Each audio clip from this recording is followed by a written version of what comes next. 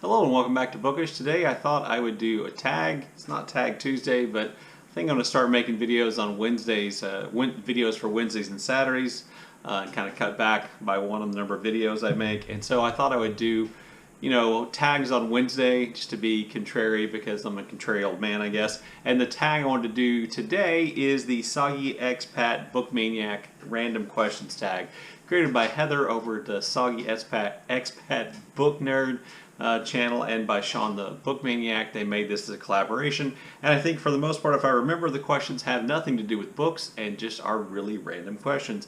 And it seemed like fun, and they were kind enough to tag me to do the video, so I thought I would do that today. Question number one is soggy. Cold soggy fries, yay or nay? Yes, absolutely. Cold soggy fries, even maybe fries that got lost in the bottom of the bag in your car and are a couple of days old. At one point in my life I probably would have eaten. I had some cold soggy fries just last night, as a matter of fact. Question two, expat. Have you ever lived abroad? If not, would you? I've never lived abroad. I've never lived outside the state of Texas, but I would love to be able to retire in some country whose politics are less insane and where people are less heavily armed than they are here in the United States. I think that's probably a pipe dream at this point. I mean, at this point, who's going to want people from the United States of America to move to their country? God knows what we're bringing with us, but that would be a dream. Prompt three, book. A trip you took and or would like to take because of a book author made you want to see it in person. So my wife and I have a dream of taking a retirement trip. She has just retired from her principal's job. She already has another job lined up because that's the kind of person she is. In other words, the opposite of me. And we have kind of a dream trip where we would like to take in or like to go to the Scandinavian countries, maybe Finland, but Sweden, Norway, Denmark, and then go to Scotland, and then go to Iceland. That would be kind of our dream trip. And I'd like to say, that I was inspired to do that by my love for the Septology by Jon Fosse. But that's probably not true, but that definitely makes me want to go there more. Scotland, a place I've wanted to go for quite some time. Question four, or prompt four, a book or author from Canada or Wales you'd like to read. From Canada, anything by Alice Munro. I've never read anything by Alice Munro, and I think that is one of Sean's favorite writers, maybe. So Alice Munro would be my answer. Question five, random. Embarrassing parent story time, a time your parent or guardian embarrassed you to your core and you're still recovering, or a time you were that embarrassing parent. So what I would say is that without any specific incidents, I taught high school at the high school where my kids went, and I'm sure I embarrassed them on more than one occasion at school, or because their friends had me in class, or because I was yelling too loud at a sporting event. I'm pretty sure I was a far more embarrassing parent than my parents were to me. Prompt six, maniac. One or two other things you are a maniac about aside from the obvious, which is reading a book. I'm a pretty obsessive watcher of sports, and I like really almost like all sports. I got into cricket a lot this year. Watched the Tata IPL T20 championship. That was great. I watch the Tour de France every year. I don't care about the doping and cheating. I guess it doesn't bother me. I just like to watch it. I love to watch the French Open or Roland Garros, as it's known outside the United States, in Wimbledon. I'm a pretty obsessive sports watcher. I'm an Astros fan. I watch the Houston Astros baseball team. Football season is big with me. I am a fan of Tottenham Hotspur in the English Premier League. I'll watch Australian rules football. I will watch rugby. Trying to think of a sport that I won't really watch. The one sport I don't watch a lot of is professional basketball. Question seven, random. Have you ever been hideously lost, literally or figuratively? Yes, I've been pretty lost on a couple of occasions. Let's see, probably one of the worst times I was lost. I'd gone to a wedding in Deep East Texas, and we were driving back.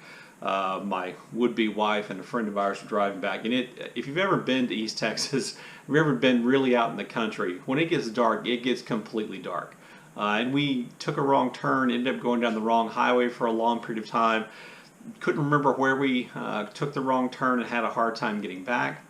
Another far more enjoyable occasion, my wife and I took a trip to Ireland in 1996, and we were trying to find an old abbey, an old ruined abbey somewhere, I think in County Meath, I believe.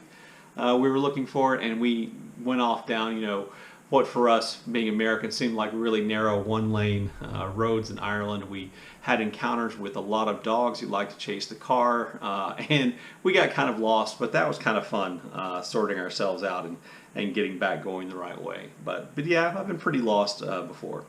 Question 8, random, a memorable encounter with a stranger. This happens to me a little more often than I'm comfortable with, but for whatever reason, I'm the kind of person people ask to like get things off of shelves, or they look at me and think they're somebody who would be happy to take our picture. I can't tell you how often when traveling abroad that I apparently look trustworthy enough that somebody asked me to take their picture and they just hand me their camera or their phone.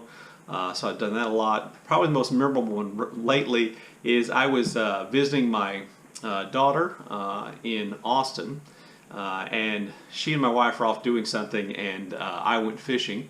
And while I was fishing, a man essentially with no shirt on and covered in tattoos, including one which was a pentagram and a circle, which people in the United States take to be satanic tattoo, came up to me, came up to me and asked me to borrow my phone. That was a little disconcerting. I have to be honest with you. I was pretty much on my edge. On edge in that situation, so that was a I remember that one pretty well. 9, what did you want to be when you grew up? If you have now achieved that in real life, what's it like to be fantastically stable as an adult? Asking for a friend. I don't think I'm fantastically stable as an adult, but what I wanted to be when I was a kid, probably from about 4th grade until now, is I wanted to be a writer. I know that sounds cliche here on book 2, but it's true. When I was in the 4th grade, I wrote a play about the American Navy commander during the American Revolution, John Paul Jones, and created, ships, and we threw wadded up pieces of paper for cannonballs. I wrote a play about Jesse James when I was in the 5th grade that my teacher allowed us to perform. Always kind of written stories, poems, things like that. And on some levels, I did become a writer, published a biography, written a lot of questions for tests, study guides for history tests, things like that. I'm not sure that that's the kind of writer I thought I would be, and it's certainly not a full-time job, and it's not for the most part even a paying job, at least not once I stopped writing questions for tests and things like that. Let's see. And then question 10, are you a people watcher? Do you have good peripheral hearing? Share an anecdote or 3. I do not have good peripheral hearing. I am one of the people who probably is the most in my own world when I'm in a crowd of anybody I know, but my wife and my friends and I used to play a game called Spot Famous People in a Crowd, and the idea was you just really weren't looking for a famous person, you were looking for somebody who looked like a famous person. Whether you were at a sporting event or you were in a place where there are lots of people, and we just play this game. Well, in the late 90s, I can't remember if it was I think it was around 1999, I want to say. 1999 or 2000, I took a trip to London with a friend of mine, my best friend, who was working outside of London. And so I was able to go over with him, but I had to fly by myself. I flew there and back by myself because I came back earlier than he did because he was working. And on the flight over, I sat next to, not right next to, but in the middle section of one of those big, planes across the Atlantic, the middle section where there are all those seats. I sat next to a person I believe to be Scarlett Johansson when she was just a young teenager, and I gave her my headphones because the ones in her seat weren't working. In London, I literally walked right past Newt Gingrich, who if I'd recognized at the time, I probably would have given a piece of my mind, but American politician Newt Gingrich was actually in London, and I walked past him outside the Houses of Parliament and near Westminster Abbey. He was just walking down the sidewalk waiting for a ride, I think. Somebody was coming to pick him up, but I walked right past him and I thought to myself, that's Newt Gingrich. And sure enough, on the news I learned later that Newt Gingrich was actually in London that day. And then on the flight back, on the way back, I got into Newark, New Jersey's airport, and then my flight from Newark to Dallas, and then from Dallas to Houston area where I live. That flight got canceled, and I was kind of trying to figure out what to do. And then Tammy Faye Baker, the kind of infamous wife of a televangelist here who got in trouble for all kinds of moral problems, actually just walked right past me. Those are kind of my people watcher encounters. I've had others, but those kind of happened all at the same time, and so I thought I would use that as my answer. Anyway, there you go. There are my answers to the Soggy Expat Book Maniac Random Questions tag. Thanks to Sean and Heather for tagging me. I look forward to your comments in the comment section below, and as always, thank you for watching.